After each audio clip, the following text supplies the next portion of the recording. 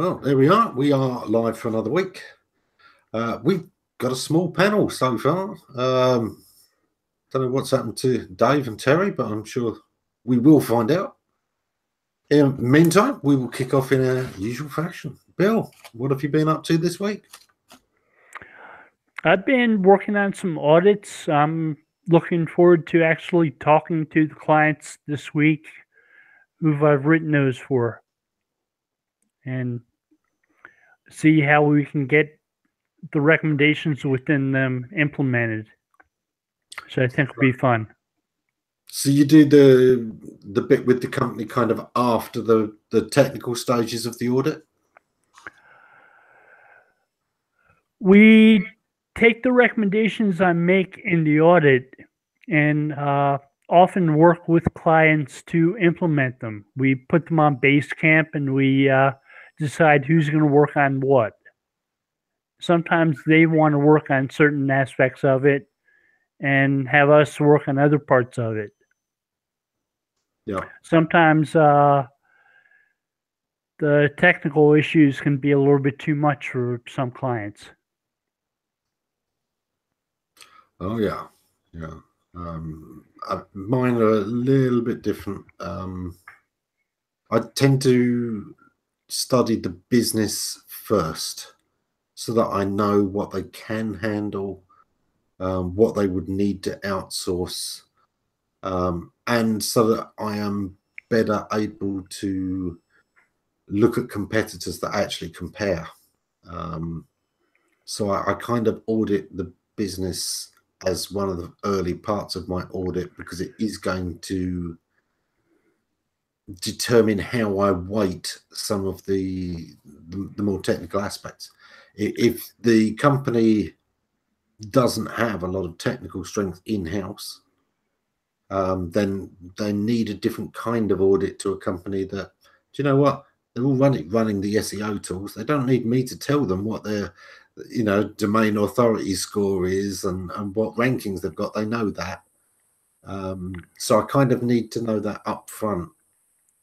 Right. For me, this client has an SEO department, and I've actually had a chance to meet them. Cool. How many? There are at least 2. Nice. I prefer clients like that because it means that you don't have to get tied up with the day-to-day bits of SEO, which, let's face it, after 20 years do get a little bit repetitive.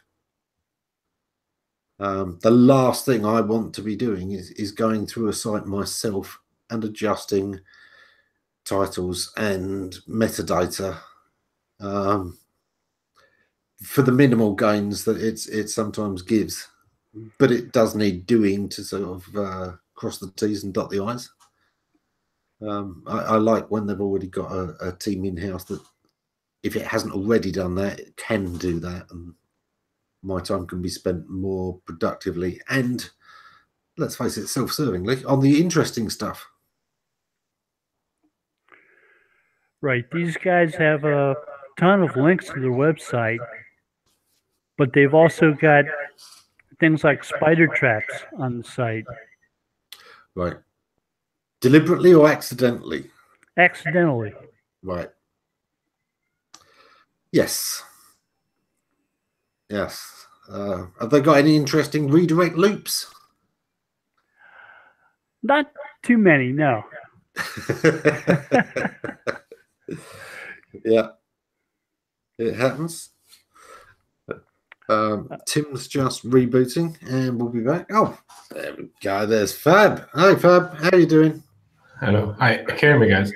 Okay, yeah. You have quite an Italian background. I can see there's some... Trying to figure out where you got it from.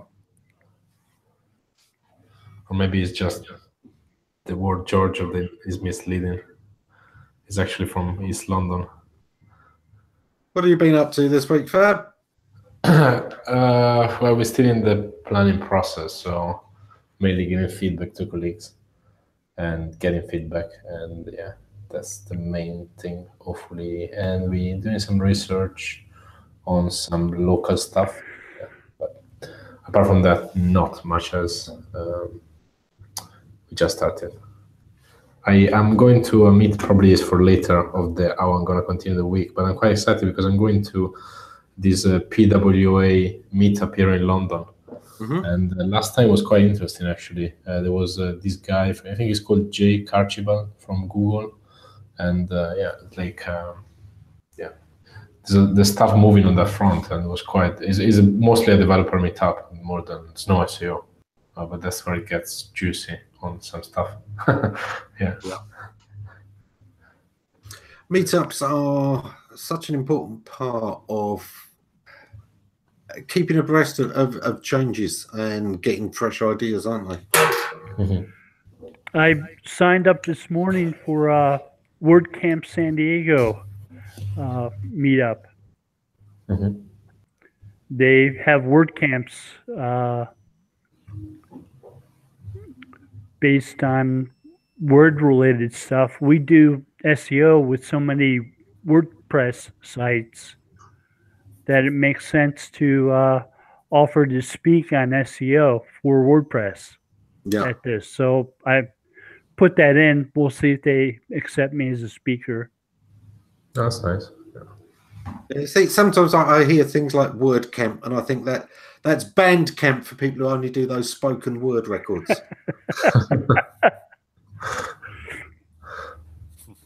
Eventually. You shake your head, Terry, but you were right there with me.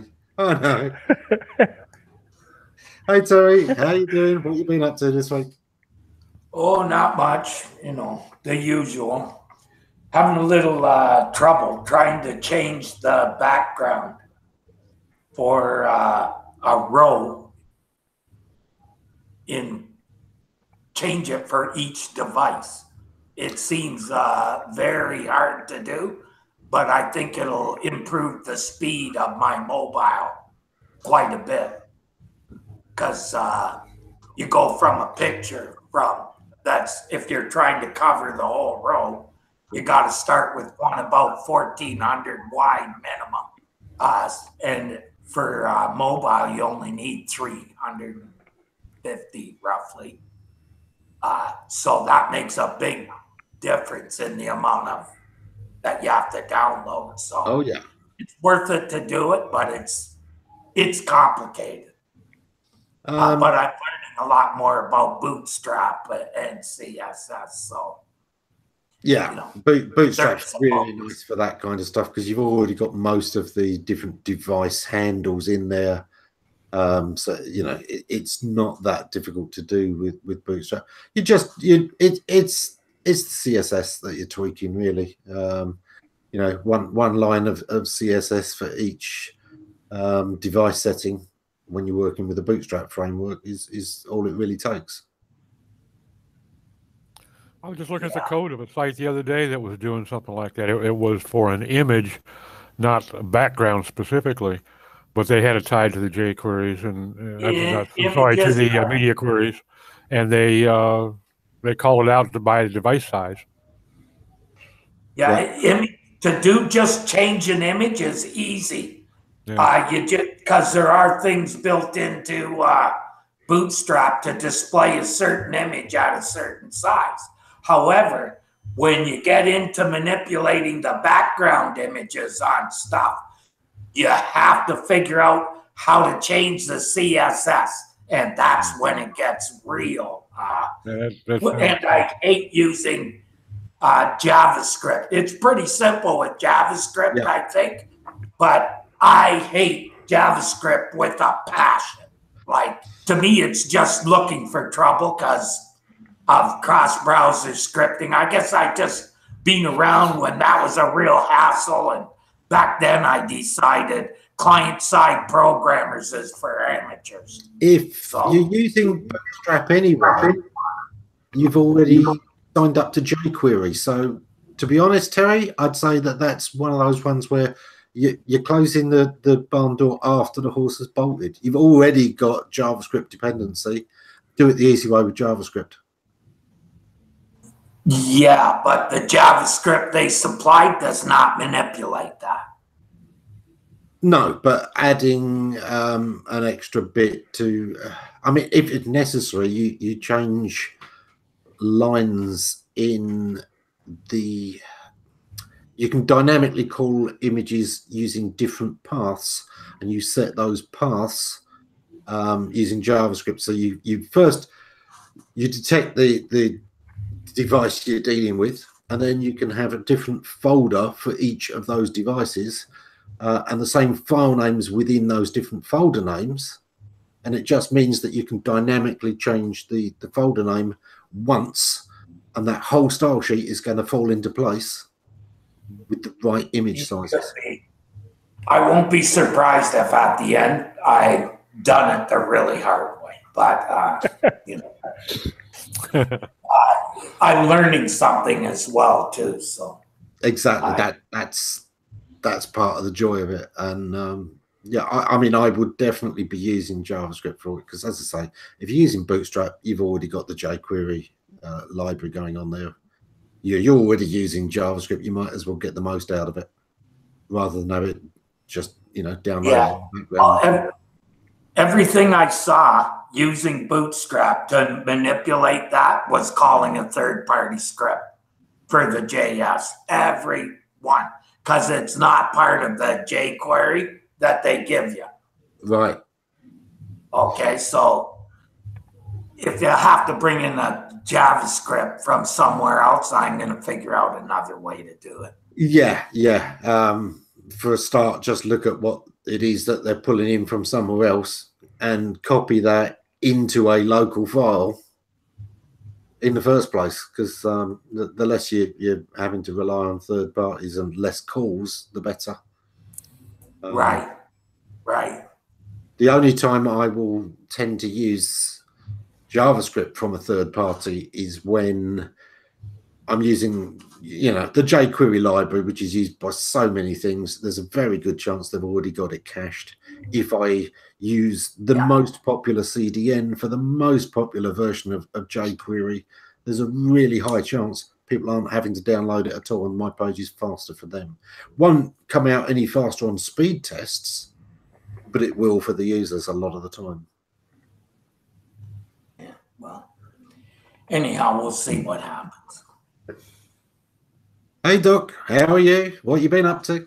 Oh, not a whole lot different. Just trying to get some new clients cranked up, and trying to get some people to respond with the things that have, you know, it's in their lap now, and I'm waiting for some stuff back from them so I can move forward.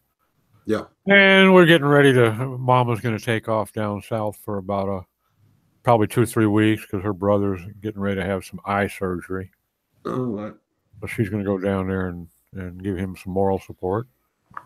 So my daughter and I will be putting up with each other without a referee for a couple of weeks.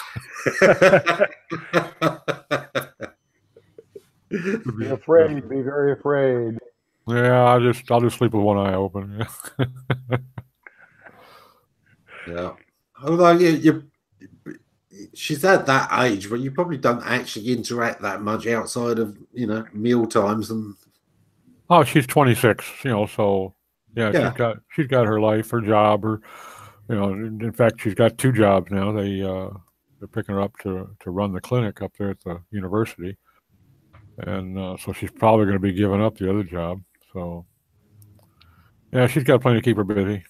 Yeah, and if she needs anything, she'll be texting her mum anyway. You know it. Yeah. And then I'll get a text from mom. What are you doing? Yeah. Which is why she'll text mom in the first place. which is kind of what happens when mom's here. So, you know, it shouldn't be. I may not even notice she's gone. You know. My wife, a social worker, says there's a technical term for that. It's called triangulation. Yep. There you go. Yeah. Oh yeah. So Tim, what have you been up to this week? How's things in the world of Tim? Just wrapped up and launched that site I was building for a client with an online learning aspect to it. A company that provides continuing ed for assisted living administrators and some of their staff. So there's now an online course that will be surfacing as soon as the state approves it, but there's a whole bunch of live schedules that are up and available for purchase. And I'll tell you, the other thing I'm working on right now is this Google My Business feature with Q&A. The more I look at that, the more I'm convinced that that's fraught with opportunity and risk for clients. And my clients are all these small local businesses, so we got to get out and get ahead of that, because that's basically crowdsourced FAQs. And so anyway, I'm working on getting that somehow controlled. I don't have a way to get a I must admit, the problem with these additional third-party, add-ons is they're on a third party, and you're getting a client to not only buy into the risk with the opportunity anyway that the thing has, but it's also out of your control. And I must admit, a lot of the time for the smaller business, I think that's the last thing they need to be doing. The challenge is if somebody, I have one right now, a client that has so far had 3 questions asked. I'm talking about the new feature on Google My Business, where the public can ask questions. And the problem is, if somebody asks a question like, "Can you buy replacement wheels for your wheelchair here?"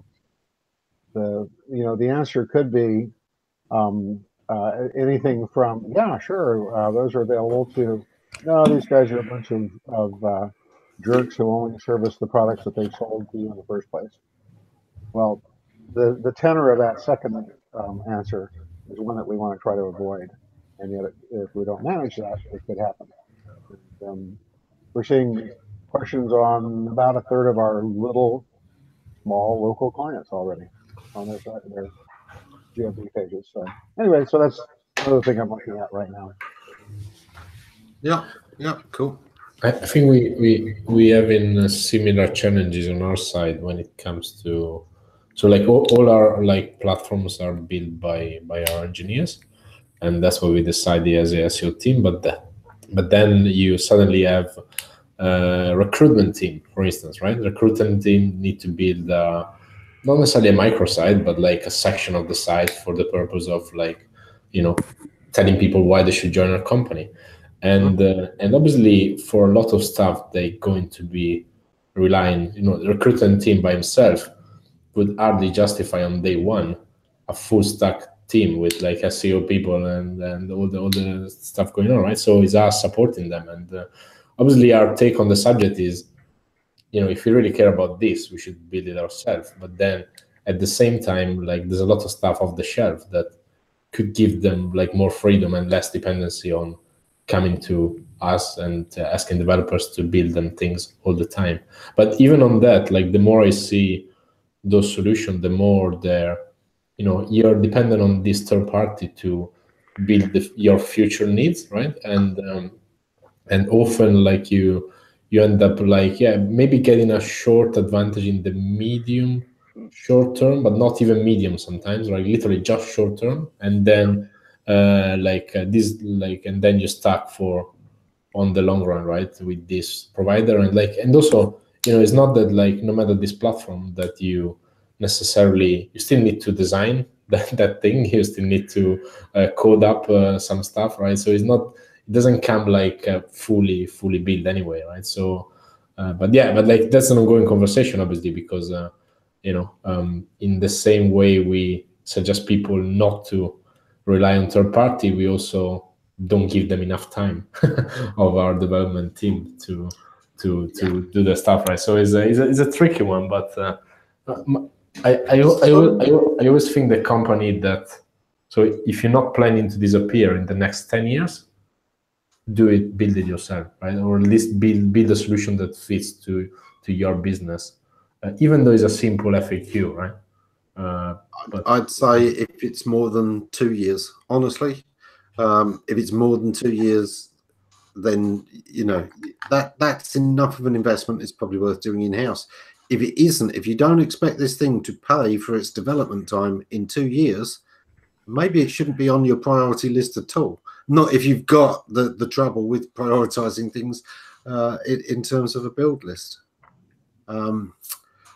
The problem is that a lot of these platforms start off great and then get bloated. You know, more people jump on, people start using it, they add more and more features, and you very quickly find that that tool that used to be great is suddenly this fat bloated thing that's only doing half of what you want, 10 things you don't want, and it's just not efficient anymore. And to me, that happens a lot. Yeah, but here we're talking about something that Google has brought out as part of its array of tools that it's using to gradually take over pretty much the control over the local business. Okay. Can you name me where Google haven't killed off a main product that lots of people are relying on to? Right. Google have come out with tools that they've killed quickly. Oh, yeah. That is a risk. And Google My Business is already, what, the 15th iteration? Right. They keep changing it. Every year something major changes and they add something new and more people abandon it and a few more people jump on. But honestly, I used to see a lot of businesses built around Google My Business, and Google killed them. So it could be that it's my concerns are partly because I'm dealing with local service businesses. I think that if you're you guys, you and Bill at least are dealing probably with companies that are much larger in scale, and they don't need to worry about those things as much, or they have their own SEO now. We're all about protecting people's brands. It's a mix. I mean, I deal with some very small companies, and I know Bill deals with a lot of smaller and local companies as well as the larger companies. The award you won, Bill, was for a local limousine company the other year. Right. And obviously that's a fixed supply radius. You're not going to drive 500 miles to do a 10-mile journey for somebody. So their biggest business when we first started working with them was providing shuttles for corporations. They weren't doing that much limo driving. We actually helped them improve the amount of limo rides they were giving to people, because people weren't renting the limos and going on personal holidays or weddings or other things like that you expect a limo company to do. Yeah, absolutely. So I wouldn't say it's a difference of company size perspective. Sometimes, yeah, it's a different budget that's involved. We are less often dealing with the one-man bands.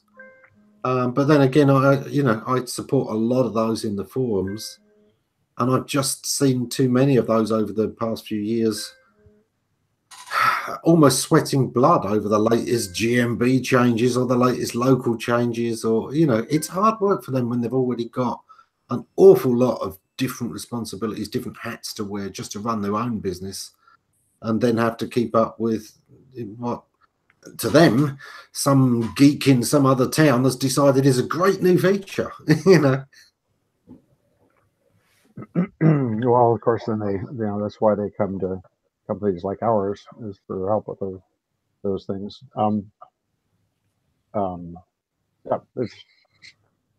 Yeah, it's very similar to the situation with reviews.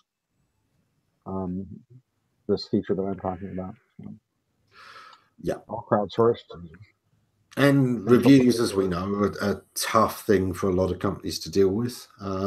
It's great for the local restaurant, pub, that kind of business. It's murderous for the local herpes clinic, taxidermist, proctologist. It's really tough for some companies when, companies that get reviews can just seem to dominate the place quite easily when you've got crossovers. And in my market, it's home health agencies, hospices, elder care providers, people like that. Yeah. Yeah. I'm sort of looking forward to seeing what happens when we start having people doing SEO for recreational marijuana here in California. That'll be interesting. They probably are doing it already, no? Yeah.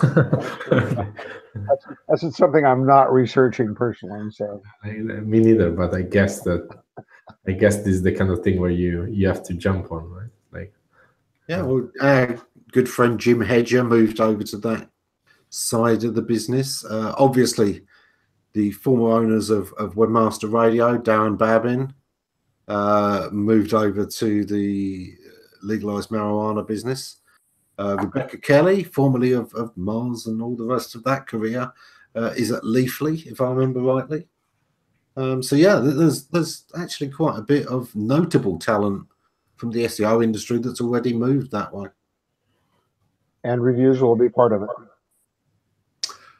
Yeah, you can absolutely bet it. Well, once you're dealing with a legalized substance, you're allowed to review it and talk about it and talk openly about it. How do you capture the right tone in the review? It was really good, man. The product is really cool. Well, in the same way, you shouldn't necessarily trust reviews of people about food, right? It's like it's not because people are under any effect of any substance. It's just because it is personal to the point. Then this is an amazing pizza, and then you go there and like, oh, it's terrible, right? You hired Tommy Chong to respond to reviews? I've been practicing my reviews for about 50 years.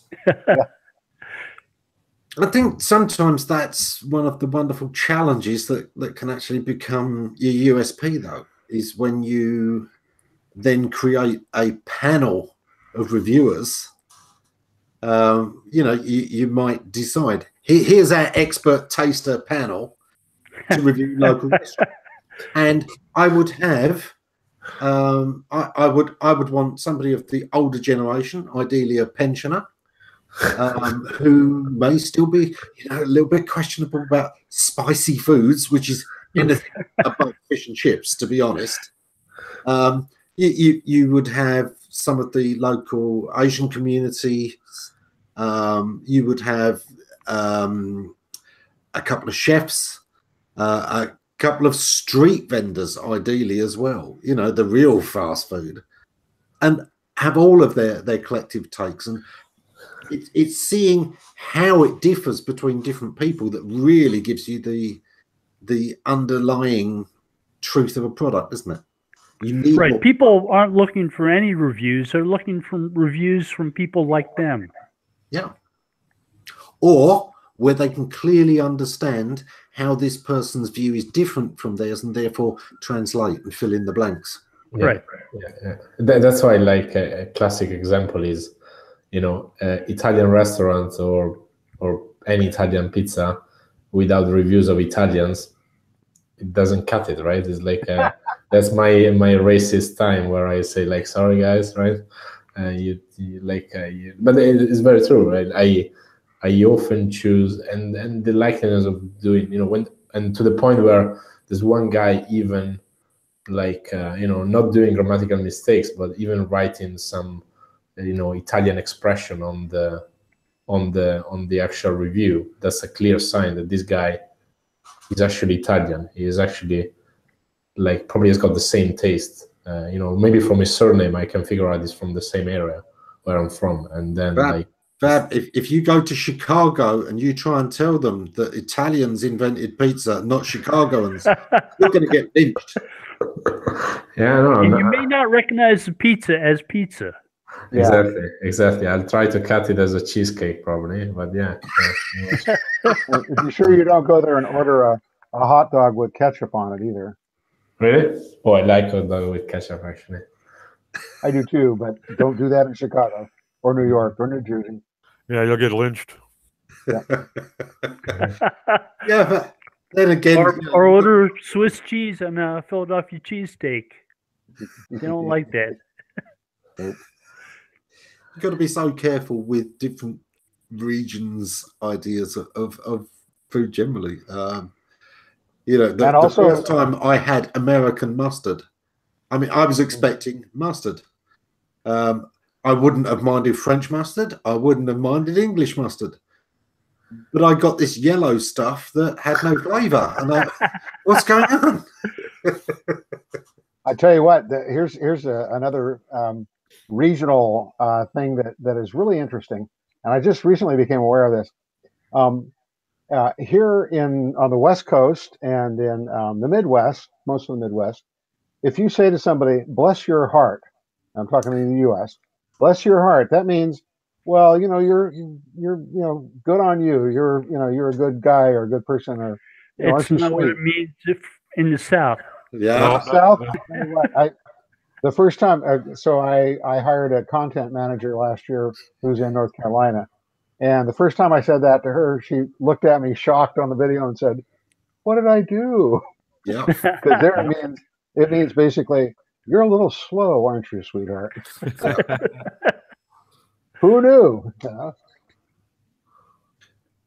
And that's one of the real secrets to local SEO, is that the copywriting can have the local idioms with the local meanings, and it really does set it apart. It's one of the reasons that I tell so many businesses not to outsource to offshore operations for anything that's going to involve writing or understanding the language that the customers are using. Well, yeah, and it's not just a matter of inadvertently saying something that is going to go across wrong. It's also the fact that you establish a much better rapport with the reader when they feel like they can identify with you.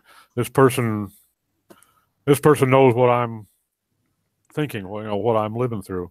And right. I had a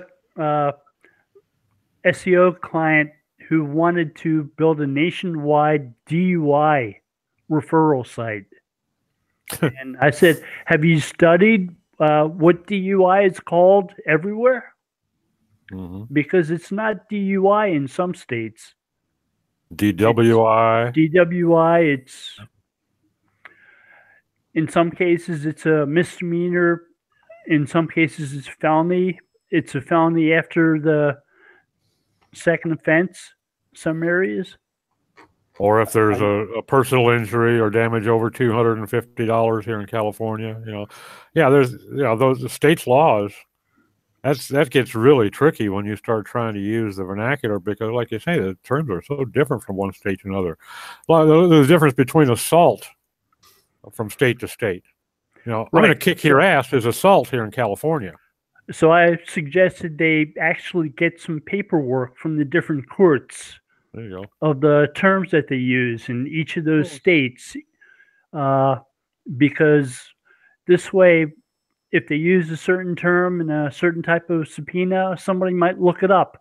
And if they look it up and get your website, it's not a bad result. Yeah, we've got a few comments in the audience. Zara was particularly agreeing with you, Fab, about Italian restaurant reviews, and said her daughter often says that don't be upset, they have uneducated palates. And Gina agrees with the no ketchup on a hot dog. And for her, you can take the New Yorker out of New York, but you can't take the New York out of the person. Yeah. Again, these are wonderful little catches. These are things that you can use to really identify with somebody and gain their empathy. They're so important, and it's one of the reasons that when I'm marketing anything, I try to really understand my customer. Because, okay, regional things are one thing, but we also know there are idioms that relate to age. There are things that people of a certain age, we use that saying, we remember that saying, and it identifies us. It's part of our in-group that the youngsters would not get, or it's changed meaning. There are other things that are kind of like in-jokes for particular groups. There is jargon that's associated with certain industries. I read a article on criminal justice by one author who, at the end of the article, he suggests that people who get arrested for offenses go to prison. They don't. They go to jail. Jail is a holding place before you're sentenced. And if he really knew his criminal justice, he should know that.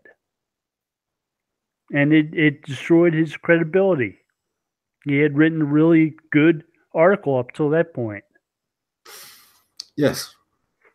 We talk about semantics in search, but we often miss the semantics in people and how important it is. Another factor, like you were talking about with age or generational differences, most of us on the call can probably remember that we used to listen to music on record players, and that sometimes the records would skip and they'd repeat the same, words or the same musical passage over and over again. And there were a lot of good jokes about that took advantage of that. Like when I remember about the punchline was, "There's nothing that can possibly go wrong, go wrong, go wrong." But if you try to tell that joke to a 20-year-old, they're going to say, "I don't get it. What's funny about that?" Because they've never experienced that. Yeah, absolutely. Hey, Jen, how are you? What have you been up to? Oh, I was up all night because we had a tsunami warning here. That was kind of fun. Not. You must be in the Northwest. I'm on the west coast of Canada and just a few blocks from the ocean, so it's a little more crucial than if I was like inland somewhere. Don't they wake you up with like horrifying sounding alerts on your phone? No, they didn't. We were under an alert for 3 or 4 hours, I think, and we never got one alert to our phone. I know people in Alaska did. I'm not sure about Washington State, but that was kind of interesting because the government shut down in the US. So a lot of the sites that we get information from, they were being automatically updated, but they weren't like basically having someone there updating and doing the analysis and everything. I know somebody here that was up at 3:45 in the morning that saw some kind of notice here in California, though. So yeah, it went all the way down to San Diego. We got maybe a 2-inch surge here. Yeah, I'm not sure how high it went here. I know it was higher than what it was down in California, but I didn't even hear anything about it. That's another one of those funny generational things. In the UK, we never used the word tsunami until 30 years ago. It just wasn't a word that was used. Tidal wave. Tsunami is the name of the football fans of Newcastle Town. The Toonami, because that's how they pronounce town. And it wasn't a term until global news started to make us pick up other people's terms for things. It was the Japanese and American news that really brought that to us. We had gale warnings, storm warnings, severe storm warnings, hurricane warnings. There was a tsunami blog that went from nowhere to like a page rank 8 within 2 months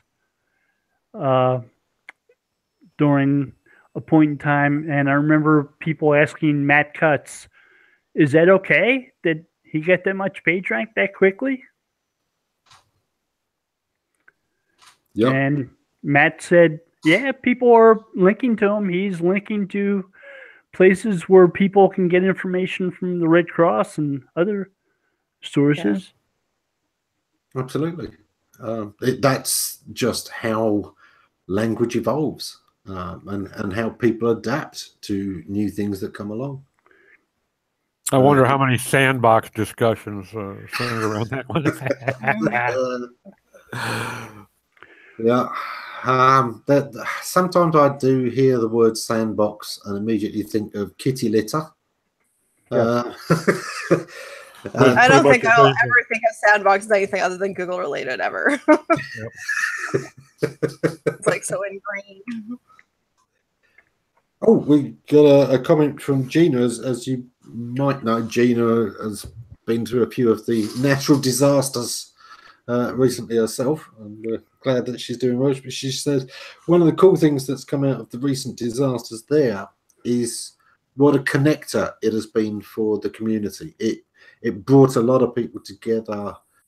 It throws away a lot of that kind of, you know, the keeping up with the Joneses stuff, where the two neighbours are competing with each other. Suddenly, when you've both got nothing, that ability to suddenly reach out again, to have a shared experience and to bond is phenomenal stuff. And she said it's been both a heartbreaking and an uplifting time at once. The dash cam photos from people driving down the highway in that part of LA were like Dante's Inferno type material. Yeah. They were pretty frightening. Yeah, I'm sure that Gina's seen an awful lot of that sort of camaraderie between people, that, you know, where one family had lost everything and the other family had not.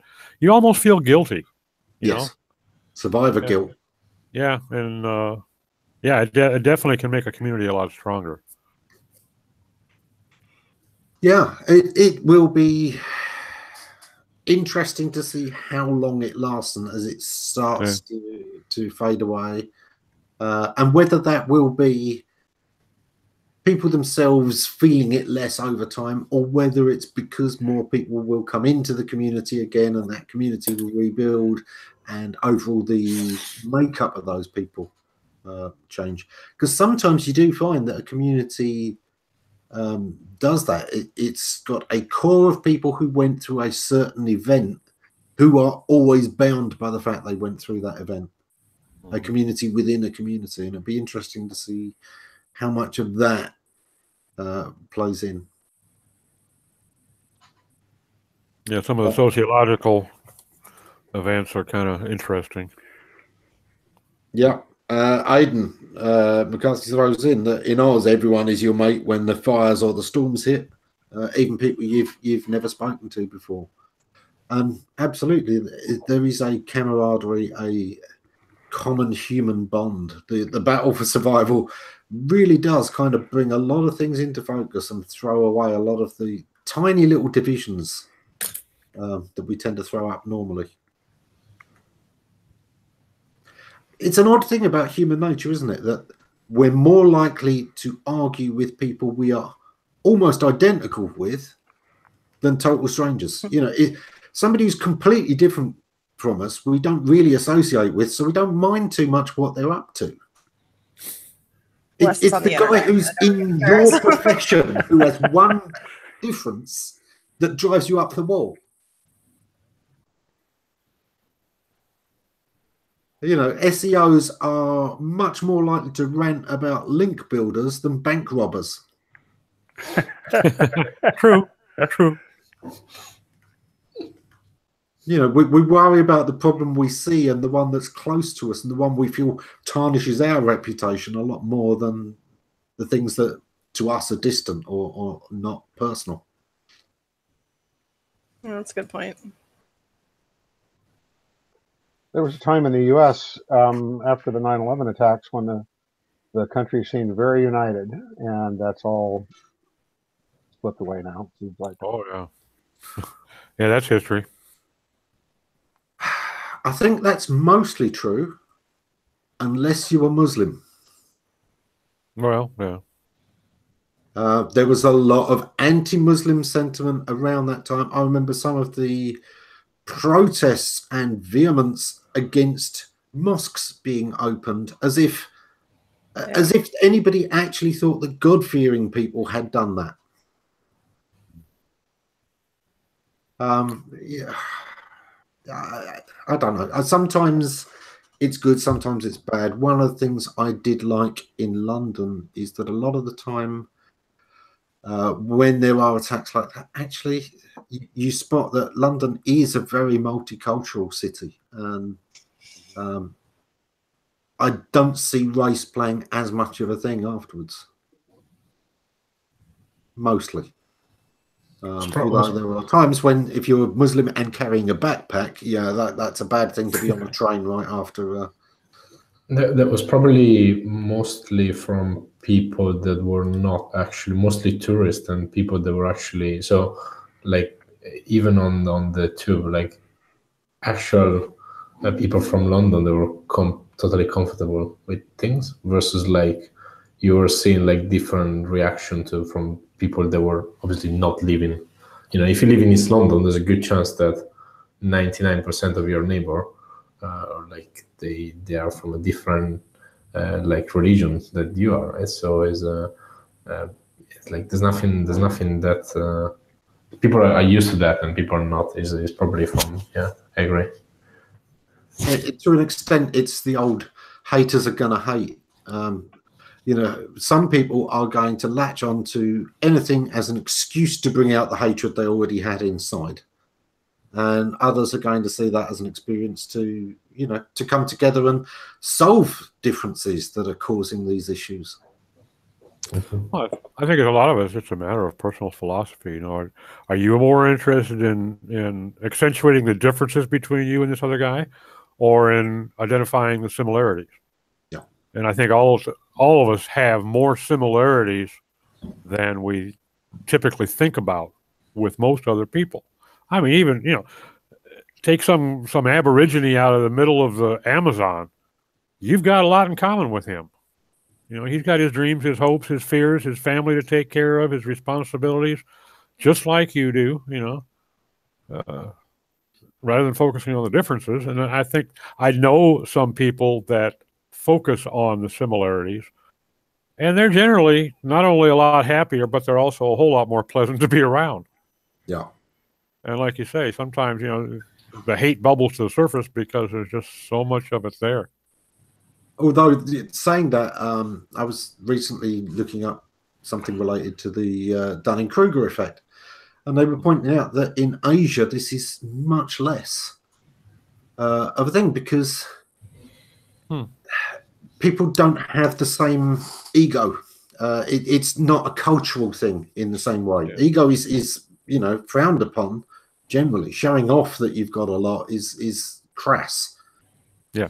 Meanwhile, the person who is learning and needs help is often seen as a social benefit, because he gives the others around him, he gives the society a chance to be generous, which is a thing, of course, everyone wants to be seen as. People want to be a patron, and if there was nobody to be a patron to, it would be much harder for them. So it's actually seen as contributing to society to be a little bit of a failure. Interesting. I thought that was a really interesting difference. No, it is interesting. Boy, we've gotten philosophical here. Oh, yes. I never think that's a bad thing. I think, you know, part of our job as humans is to always be looking at this thing called life and what we can do to improve it. Sometimes just within our own families and our own communities, but when you're a marketer, I think you have to look a bit bigger. I think we have to look at the things we support and the communities we support, which often aren't our own. We often deal with communities that are quite different and businesses that are quite different. Oh, and we certainly need to be able to empathize to some degree. Yeah. How do you identify what's going to market a product to somebody that's not you without being able to empathize a little bit with their political, their social, their financial, gender, whatever situation you're dealing with? You know, if you can't do that, you're just throwing it up against the wall and hoping it sticks. Yeah. Yeah. Well, we have 10 minutes to go. I'm amazed Dave didn't drop in today. But let's do a round where we don't have to hurry as much as usual of what everyone is up to in the coming week, because we kind of rush that most weeks, and it still takes 10 minutes. Bill, what do you got planned for this week? been piling up writing assignments. I've got a few. I've promised people to write articles. I need to get some of those started. How many of those are the... How did you get started in SEO? What tools do you use kind of ones? Not too many. Good, good. Because it's difficult to come up with fresh answers for those, isn't it? Yeah. Sometimes you just want to say, haven't you ever read the articles I've done on this before? Here's a link to the last 50 people who asked that question. Mm-hmm. Which tools you prefer to use for link building? Huh. Tools? Right. Oh, good English. Some creative thought. Common sense, yeah. Yeah. Absolutely. Doc, what's your week ahead looking like? Oh, I've to continue with as much of the same, but I keep pestering myself. I signed up for a home study course on Python programming about 2 months ago, and it's been sitting in my inbox rotting. So I'm trying to get off dead center and get started on it because I'm really interested in. I'd like to learn a little bit about it. Mm-hmm. At least enough to be able to read it and understand what it's doing. It's a very powerful language. I think it's almost over popular. It's kind of the WordPress of programming languages at the moment. Because of its connotations with machine learning, it's become, the popular one to learn. It's amazing which languages do take off and which don't. We all thought Ruby on Rails was going to, be a much bigger deal than it turned out to be. And people also thought PHP was going to be replaced long ago. It's funny which languages, which platforms and things stick around, isn't it? I think if WordPress had not enjoyed such success, PHP might well have died on the vine. But now it's just so prevalent that I think generally the tie-in with MySQL was key. When you look at the price of one of the top databases, somebody like Oracle, ridiculous prices, expensive stuff. When working for .com back at the turn of the millennium, to add a single server to the 10-server system they had, they were looking at £500,000 on the hardware and software licenses alone. Wow. Yeah, I've seen some stuff also around like audiences and things like that, and it's so expensive, right? Like it literally, like there's no uniqueness to that. Like basically, it's a database, right? That's like they package it into some sort of product, but it's a database. But the cost of the whole thing is crazy. Like is I guess once you're in, you play with that type of cost, but then like for new companies to start approaching that kind of stuff, I don't know, it's hardly justifiable of like whatever you do with that data, unless it's is gold. But like even in that case, it's not like it wouldn't pay off the what you're gonna do with it anyway. Right? I must admit, I remember back when everyone was starting to move over to WordPress sites, somebody I knew went back to using Perl and flat files, mostly for the speed advantage, and we're getting some great results from it. Yeah, Terry's nodding away there. Perl is still one of the, if you want to learn one language that's always going to be useful, I'd say Perl has more than proved itself. It's still a fantastic language to be working with for so many things. Yeah, that's one I was thinking about, that I had on my list of one of the next ones to try to study, and I happened to get an opportunity to pick up a Python course for pennies.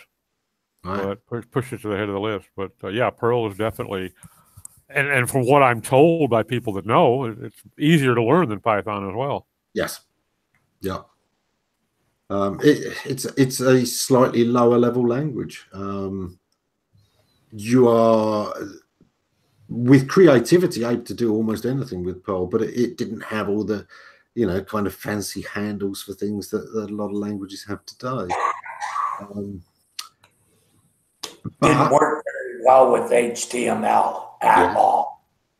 Really hard to write HTML with it. Yeah. But for processing text and doing stuff on a Unix system, nothing faster. Maybe awk on the Unix system, but for just straight text processing, Perl by far. And flat files in Perl are wicked fast. Yeah. Considering the bandwidths now. That's how I actually started. My first programming was Perl from flat files. So nice. And it's still very powerful. If anything, I'd say in some ways the push towards faster pages ought to have led to a resurgence. I've seen a small bit, but only by very few very smart people. PHP will never die. There are too many developers using it and developing it ongoing. So, yeah, it's same like Perl. It's still around, but, they aren't doing much with it.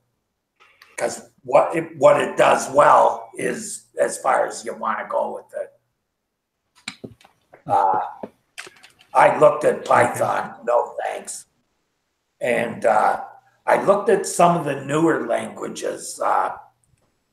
Detlef turned me on to a couple, Ruby on Rails and some other stuff, and didn't seem robust enough for me. Plus, I'm getting old and I'm just tired of learning all these things. Amen to that. Fab, what's your week ahead looking like? I have this PWA meetup, and then hopefully kick off 2018 real work on opening web pages rather than slides on Google Docs. And so it's and that's good. Stop wasting time with all that planning nonsense. You're just wasting time with that. It's good because we are growing so now we are 900 something. So last year we were 500, 400 something. So if we don't plan, it's going to turn probably into a mess. People doing things 5 times. So it's good to sync, but at the same time, it's good to work as well. So there's a mix of the two things. Probably we need to learn how to think quickly and then work more. But but it's good. Why be polite with someone? I'm a big believer in the fact that like that, Bill.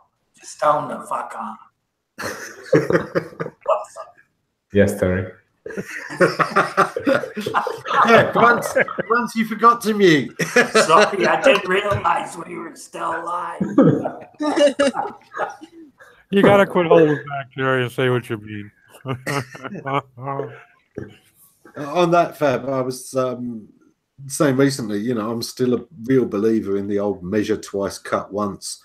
Planning is so important to a lot of things. Having direction. I think one of the strongest bits of advice to people just starting out in SEO is spend more time thinking about what you want to achieve and step right back. Think about what you're trying to achieve. Calculate all of the things you can do to help that. Then find the most effective and powerful one and focus on that for a while, rather than doing this thing of sort of jumping in, right, I need to get links, I need to do that. And you've got all of these assumptions and default things that you start doing straight away.